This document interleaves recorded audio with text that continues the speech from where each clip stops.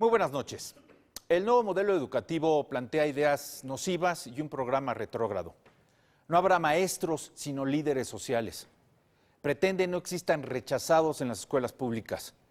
Desconocer los libros de texto. Cumplir sin decirnos cuáles son los objetivos de la Cuarta T. Y algo preocupante, escuche, algo preocupante, que los niños y jóvenes de este país no compitan, sino compartan. ¿Cómo qué? ¿Mediocridad? ¿Adoctrinamiento político? ¿Bajeza en contenidos? ¿Qué van a compartir? Y todo para derrotar a lo que llaman neoliberalismo. Pues como en Cuba y Venezuela, a emprender el empobrecimiento social, eliminar a los aspiracionistas y vivir de dádivas. La formación de instrucción pública en desplome, al igual que la economía y el sector salud. De la seguridad, pues ya ni hablamos. Para el gobierno la muerte ya es cultura. Y esto va en serio.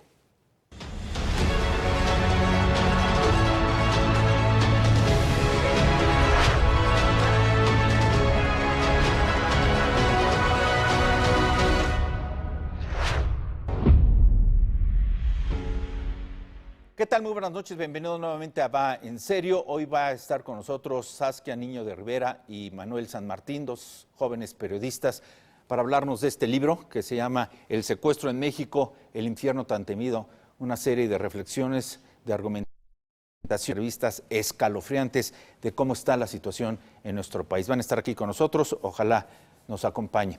Y vamos a iniciar, como usted lo sabe, con la reflexión de siempre. Es Beatriz Pajés. López Obrador quiere imitar al chacal, al presidente Victoriano Huerta, que disolvió el Congreso y mandó encarcelar a los diputados y senadores por considerarlos enemigos. Al igual que Huerta, AMLO acusa a los legisladores de ser traidores a la patria. Quiere eliminarlos por haber votado en contra de la reforma eléctrica y echado a perder su proyecto totalitario. Quiere utilizar el delito de traición a la patria para llevar a juicio a toda la oposición y quedarse con un Congreso donde solo su partido esté representado.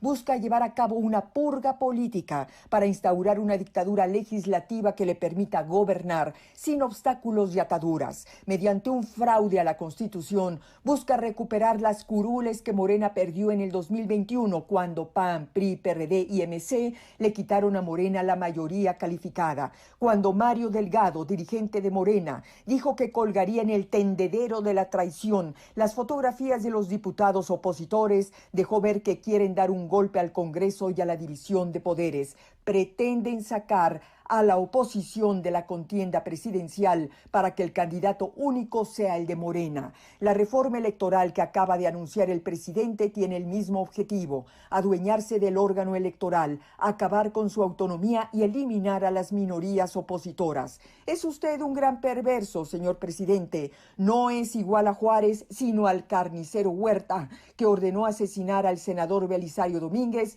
por denunciar los excesos de su dictadura. Utilizar a la patria para acabar con la vida institucional del país es propio del fascismo. Recurre a la patria para acusar y reprimir a la oposición. Quién sabe si también para asesinar a sus adversarios. Sea honesto, usted, Andrés Manuel López Obrador, jamás ha sentido algo por la patria. No la conoce, no la siente, no le emociona.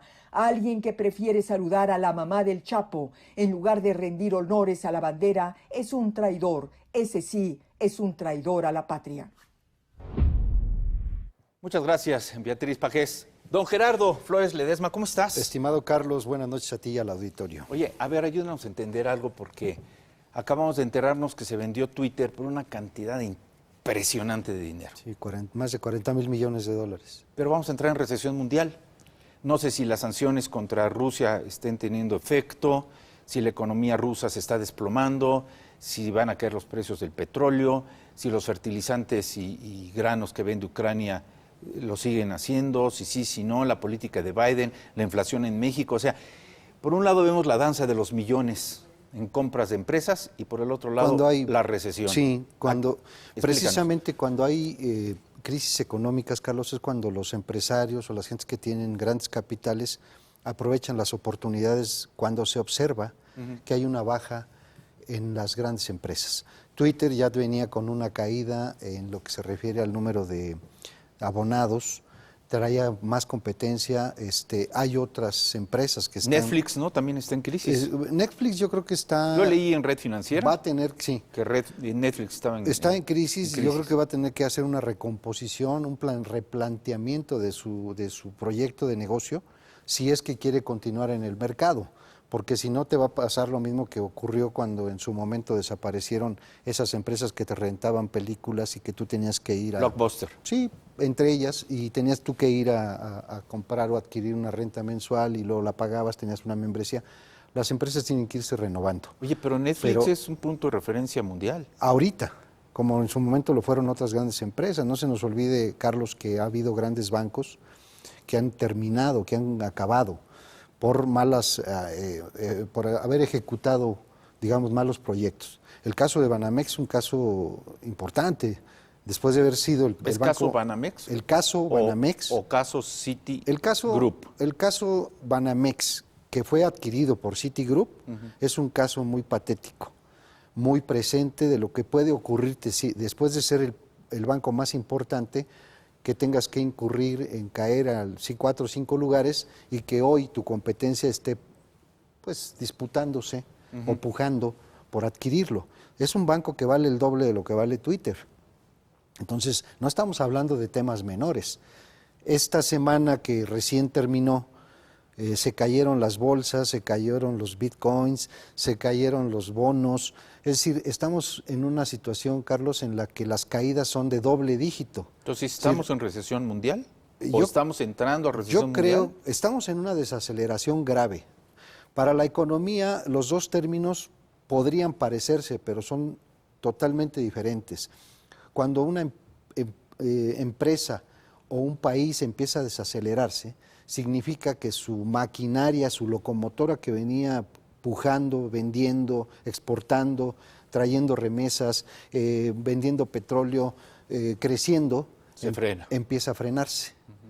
Y después, dicen los economistas, que después de 2 trimestres consecutivos en caída, es cuando ya hay una recesión. Es decir, empieza a faltar el empleo, empieza a fallar el bienestar y empieza a fallar el salario. Es decir, las familias empiezan a empobrecerse. Esto en economía se llama recesión. México no está todavía en un esquema de recesión porque en 2020 creció al 5%. En 2019, en 2020, perdón, terminamos con una caída de 0.1 en 2019, menos 8.2 en 2020, más 5% en 2021. Es decir, oye, no estamos entendiendo el fenómeno en México, ¿verdad? A ver, no voy a ser severo en la crítica, pero, a ver, le estamos apostando a un aeropuerto que no funciona. Es decir, todos los aeropuertos nuevos en el mundo, las líneas aéreas se pelean por llegar ahí.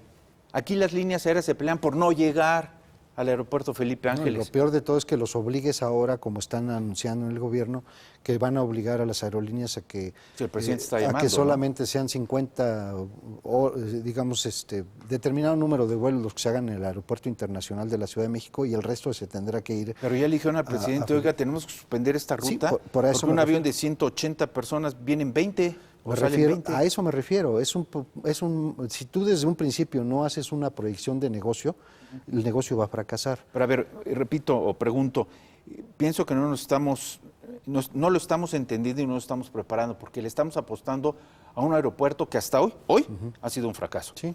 Le estamos apostando a un trenecito. Con 6 vuelos diarios. Le estamos apostando a un trenecito que no sé cuántos años se va a tardar en que podamos recuperar la inversión. No nos han dicho cuál es el plan de retorno de inversión. Bueno, pero el país no puede vivir de vender boletos de tren turístico. Tú debes de tener, para un proyecto de negocio, debes de tener en un año de inversión, en un año te debes tener el proyecto de retorno de inversión, si no el negocio truena. Bueno, y estamos apostando a una refinería que va contra las políticas internacionales del medio ambiente. El que compró Twitter va a vender millones de autos eléctricos. Bueno, entonces,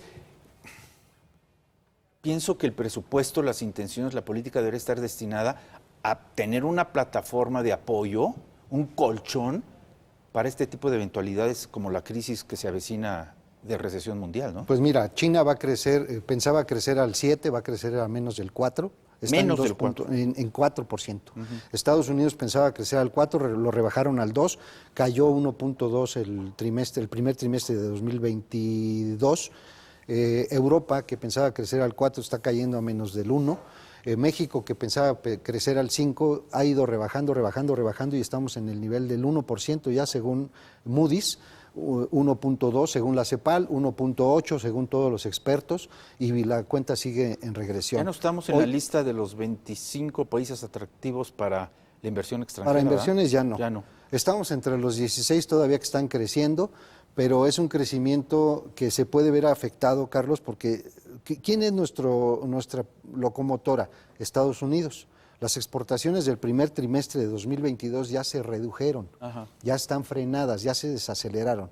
Si a esto le sumas que las remesas podrían empezar a disminuir por el flujo de desempleo que va a haber en Estados Unidos, porque Estados Unidos pensaba crecer en el primer trimestre y no solamente no creció, cayó a 1.4, menos 1.4 cuando pensaba crecer 2.8. Entonces, las cifras están descompuestas. Rusia va a caer 12% por su guerra y por el capricho de su presidente. Hoy lo que estamos viendo, Carlos, es una desaceleración muy comprometida que puede llevarnos a una recesión en los próximos meses. Y luego una deflación, ¿no? Sí, porque bueno, ahorita traemos una inflación creciente. Cuando tú traes recesión e inflación, pues lo único que vas a generar es un estancamiento con inflación y tu maquinaria se va a paralizar en todos los aspectos. Entonces, y viene desabasto. Viene el desabasto, de hecho ya tenemos un gran desabasto precisamente porque ya no hay granos en los combustibles. El gobierno, en la última conferencia de prensa que dieron en Hacienda, es que van a contener todo el año los precios de las gasolinas. Las gasolinas están en 24, 25 pesos, digamos que hasta los primeros días de mayo, sí, pero no podemos sostener eso hasta el mes de junio. Así es de que la desaceleración está presente, la recesión ya se nos viene encima. Moraleja. Yo te diría que Dios nos agarre confesados, así como vienen las cosas, Carlos. ¿En serio? En serio. Para todo lo que se vienen muchas cosas peligrosas. Y bueno, mientras tanto, pues hay que se queden con la donosa morisqueta los que puedan. Y ya no hay jocosa hilaridad, por lo pronto. Por lo pronto no creo que vaya a haber jocosa hilaridad. Es preocupante. Pregúntale a los rusos, a los europeos, a los chinos, a estadounidenses, todos vienen con cifras hacia abajo. Es muy preocupante porque ya lo hablaremos unos minutos más sobre este libro del secuestro. La normalización de la violencia en México está convirtiendo en una cultura y no es torpe lo que estoy diciendo porque se está traduciendo en los medios de comunicación. Ahí tienes a Epigmenio Ibarra, uno de los más cercanos al presidente, con apología constante a la violencia y al crimen y además diciéndole asesino a los soldados mexicanos. Sí, yo creo en declaraciones propias a los medios, Epigmenio dice que los soldados mexicanos son asesinos, así es, que están predestinados a matar y a rematar. Oye, pues así a dónde vamos, ¿no? Pero en fin. La apología del crimen no, a ninguna parte. Vamos a platicar esto al rato, hablando del secuestro. Claro que sí, Carlos. Muchas gracias. Gracias a ti y a todo el auditorio. Y bueno, para todo esto también se requiere el apoyo de una buena política social. Y este es el comentario de reflexión de Carlos Salomón en su cuarto de guerra. Carlos.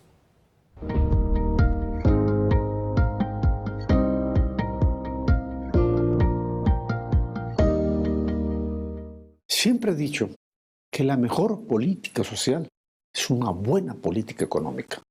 Y por eso quiero reflexionar con ustedes acerca de cómo estaba México antes de la pandemia y cómo se encuentra actualmente. Antes del COVID, teníamos un nivel de empleos formales y un nivel salarial que fueron afectados por la pandemia. El PIB se cayó un 8.5% en el 2020 y con él se fueron al desempleo miles de mexicanos y negocios que quebraron. Hoy, después de casi 2 años de iniciar la pandemia, el país se levanta con las huellas en la cara que afectó y siguen afectando las distintas variantes del COVID. Una de las cosas que aumentó esta pandemia fue la pobreza extrema. Más de 4 millones de mexicanos ingresaron a esta situación que, sumados a los más de 50 millones que ya existían, nos hace un país con mucha pobreza. No obstante, los nuevos programas sociales implementados por la 4T y sus 23 millones de mexicanos que reciben mes a mes una mensualidad por diferentes conceptos. 2022 tiene un nivel de empleo formal y salarial menor que lo que existía en 2019. Y un incremento real de la pobreza, un deterioro de los centros de salud por el reto que están enfrentando. Los centros educativos oficiales se han visto afectados por el cierre y así muchos aspectos de la economía nacional. Por eso hoy quiero manifestar que mientras el incremento de la población sea mayor al incremento de la riqueza nacional, no hay programas sociales que disminuyan la pobreza. Podemos seguir dando apoyos a madres solteras, a los de la tercera edad, becas a estudiantes y muchas cosas más. Pero mientras no se desarrollen empleos formales con buenos salarios, el déficit existirá y seguirá creciendo la pobreza urbana y la pobreza rural. El reto es que a mediano plazo la natalidad se disminuya y para eso se requiere que en los planes sociales se incluyan cosas tan elementales como el condón, pastillas anticonceptivas, cubrebocas y pruebas COVID totalmente gratuitas y al alcance de toda la población. No hay de otra. Ya no podemos permitir más madres solteras, niños que nacen en reclusorias, niñas menores de edad embarazadas, gente sin mascarillas y pruebas COVID que están carísimas y que la gente pobre no puede pagar. Los condones, anticonceptivos, mascarillas y las pruebas gratis debe ser un renglón obligatorio del gobierno. No hay de otra. Es el único camino que nos queda. No bastan los actuales programas sociales y la informalidad en la economía. Es un tema estructural en la economía nacional que la inflación está desnudando. Más de un 7% el año pasado. Y el salario real sigue deteriorándose en los hogares mexicanos.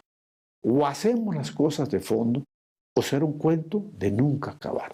No le tengamos miedo a las iglesias o poderes conservadores. Actuemos ahora o no tendremos derecho a dar nuevas explicaciones a problemas viejos. Repito, no basta dar pensiones a los pobres. Se requiere darles instrumentos educativos, empleos formales, salarios que les permitan integrar una familia. Empecemos ahora o lamentémonos siempre tratando de mantener un elefante en la sala que nadie quiere ver. Es más injusto que los pobres no tengan estos elementos para decidir su futuro. Por eso insisto, la mejor política social es una buena política económica que contemple lo básico que una familia requiere para construir con dignidad su futuro. Lo otro es simular que ayudamos sin salir de una senda que ha demostrado su fracaso. Carlos, ¿o será que en el fondo hay el deseo de mantener a los pobres para un uso electoral, para que voten con el estómago y no con la cabeza? Grave esta posición de votar con el estómago y no con la cabeza. Lo que se llama el voto racional desaparece y entonces es la manipulación del voto por hambre. Una pausa, regresamos para tratar el lamentable tema del secuestro en México. Esto va en serio, volvemos.